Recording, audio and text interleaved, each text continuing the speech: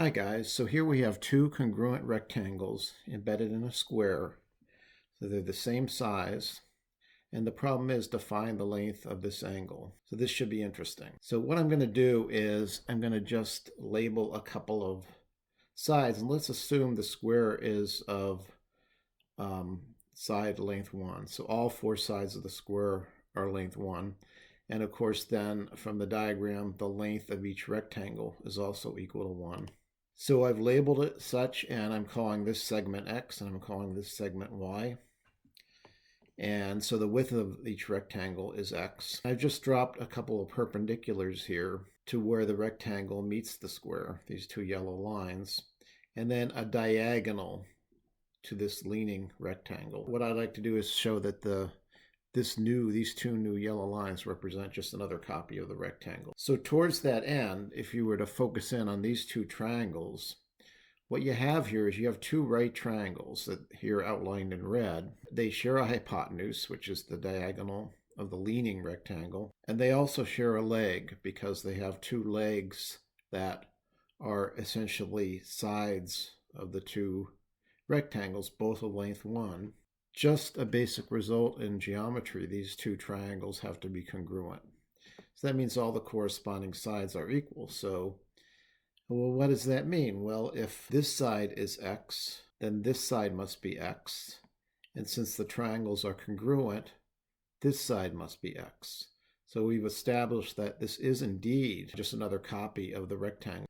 We have that the length of this segment here is equal to X. So now we have that. What I'd like to show is that the length of this final segment here is equal to Y, and it's going to give us our final result.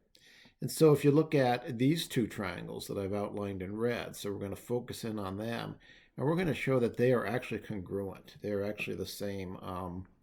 All the sides and all the angles are basically the same. Towards that end, if we were to just kind of zoom in on, and we just look at this bottom triangle, you can see, let's just call that angle A, and they're complementary angles, so that's a right angle there.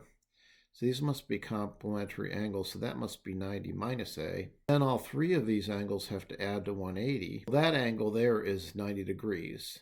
So that means, once again, these are complementary angles. So if that's 90 minus A, that must be A. Then this is a right triangle, so that must be 90 minus A. Similar argument, because those two are complementary angles. By a similar argument, if that's 90 minus A, that has to be A, and so on, really all the way down. We really have four similar triangles. But now if you were to look at the two red ones, well, the hypotenuse of both of them is the width of the rectangle, which we already said is X, so we're calling that X. So the hypotenuses of both of them are equal, and so they're definitely similar triangles because the angles are the same. So the ratio of corresponding sides have to be the same. Well, the ratio is 1.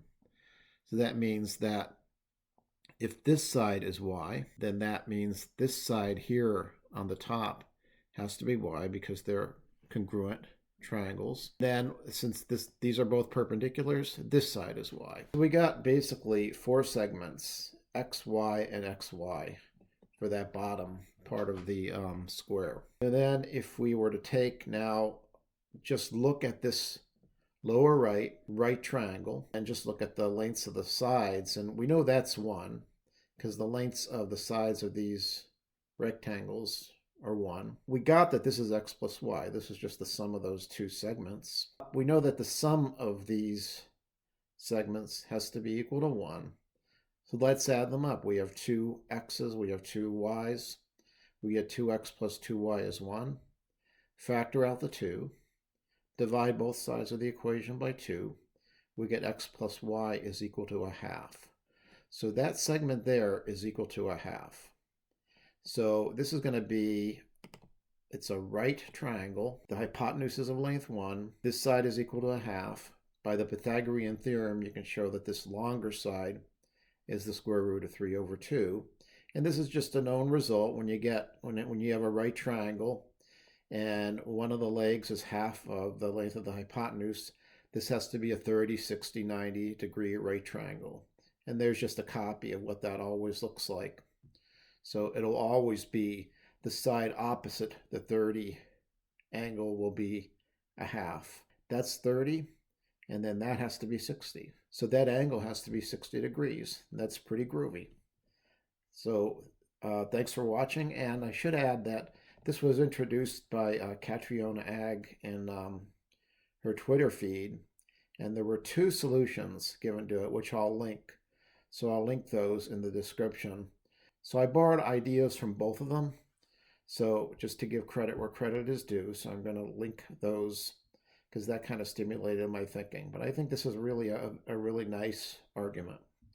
So thanks for watching, and probably see you next time.